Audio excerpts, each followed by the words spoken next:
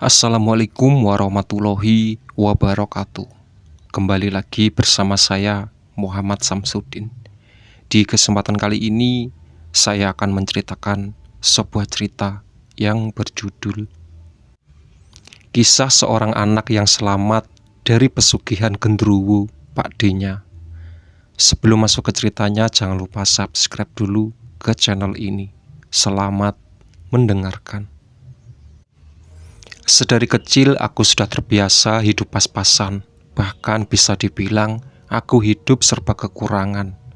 Memang ayahku yang hanya bekerja sebagai kuli bangunan hanya bisa mendapatkan penghasilan musiman saja. Apalagi ayah termasuk orang yang tidak mau menyuruh istrinya bekerja, sehingga ibunya hanya boleh mengurusi rumah. Dikarenakan penghasilan yang tidak tetap itu, ayah jadi sering mengutang sana-sini. Kebutuhan hidup yang terus meningkat membuat ayah tidak punya pilihan. Apalagi aku hanya sebentar lagi masuk jenjang SMP, akan membutuhkan biaya masuk yang tidak sedikit. Suatu hari ayah mendatangi aku yang sedang mengaji. Ia tiba-tiba memeluk aku erat dan menangis. "Le, maafin ayah sudah tidak sanggup lagi memenuhi kebutuhan kita bertiga. Tadi ayah menelpon Pak Demu yang tinggal di seberang desa. Ayah terpaksa menitipkan kamu ke beliau agar bisa melanjutkan sekolah," kata ayah di sela-sela tangisnya.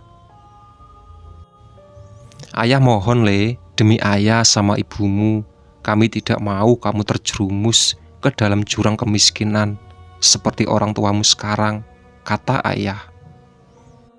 Dengan berat hati aku mengiyakan permintaan itu.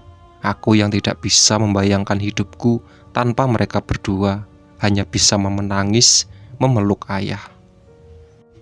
Keesokan harinya Pak Deku sudah berdiri di depan rumah. Ditemani istrinya, ia menjemputku pagi-pagi dengan mobil sedan. Kata ayah, Pak D memang termasuk keluarga kaya. Makanya ayah percaya untuk menitipkan aku agar disekolahkan dengan baik. Sebelum berpisah, ayah mengatakan pesan terakhir padaku. "Le, belajar yang giat dan jangan pernah lupa beribadah sama Allah.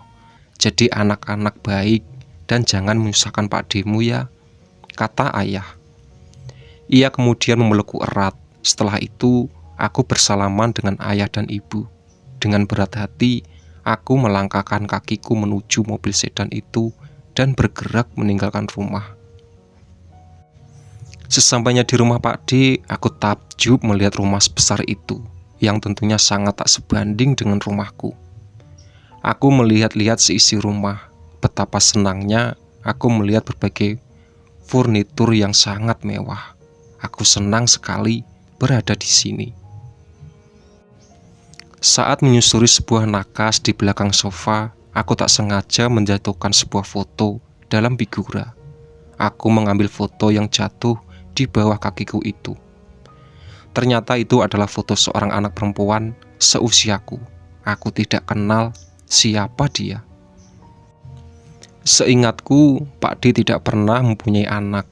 Makanya ayah mau menitipkan aku agar Pak D pernah merasakan menjadi orang tua. Aneh pikirku. Foto itu ternyata tidak hanya satu. Ada sekitar 6 foto anak kecil berjenis kelamin laki-laki dan perempuan di atas nakas itu. "Pak D, ini semua siapa?" tanyaku penasaran. "Itu anak-anak Pak D, Le. Pak D sedih karena mereka semua meninggal saat seusiamu. Sekarang Pak D tidak punya siapa-siapa selain Budi yang menemani di rumah ini," kata Pak D sedih. "Sudah, tidak apa-apa Le. Sekarang ayo kita makan siang dulu," kata Budi menyahut. Akhirnya aku makan siang. Di meja itu terdapat berbagai macam hidangan yang kelihatan sedap. Aku langsung menyantap satu persatu makanan yang ada di meja. Tiba-tiba aku merasa mual. Perutku rasanya tidak enak. Aku berlari ke kamar mandi dan muntah. Mungkin itu terjadi karena aku terlalu bersemangat makan, jadinya sampai tersedak dan muntah. Malamnya aku istirahat untuk memulihkan keadaanku. Bude dan Pak D sangat perhatian dan merawatku dengan baik. Semakin hari aku sangat nyaman tinggal di sini. Hanya saja terkadang aku masih sering muntah-muntah kalau makan. Mungkin aku punya alergi makan makanan orang kaya. Yang pasti tidak ada yang tahu alasan aku terus-terusan muntah. Akan tetapi ada sesuatu yang mengganjal di benakku. Beberapa hari aku tinggal di sini, tak sekalipun aku melihat Pak D atau Bude kelihatan sibuk bekerja.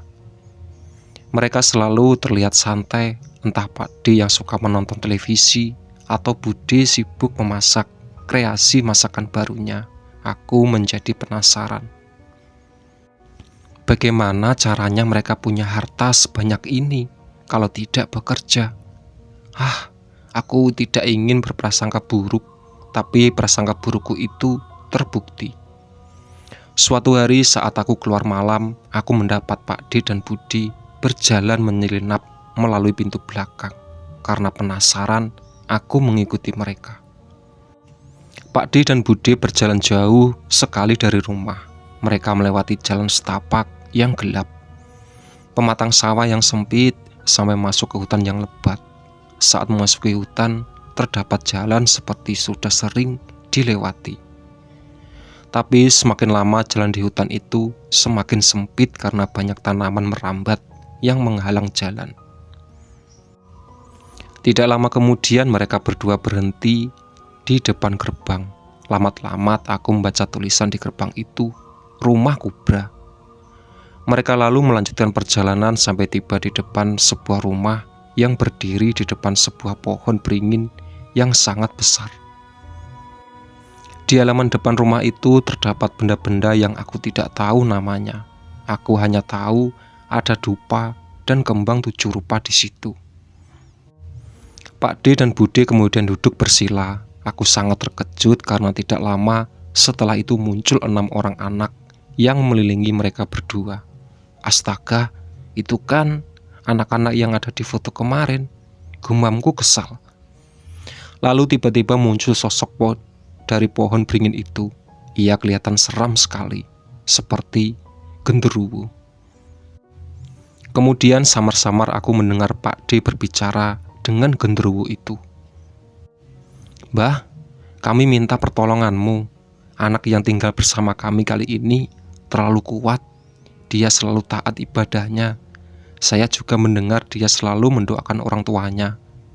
Makanan yang kami berikan juga dimuntahkannya. Kami tidak bisa memberikan kepadamu untuk saat ini. Bagaimana ini, Mbah?" tanya Pak D. Aku yang mendengar itu seketika terdiam.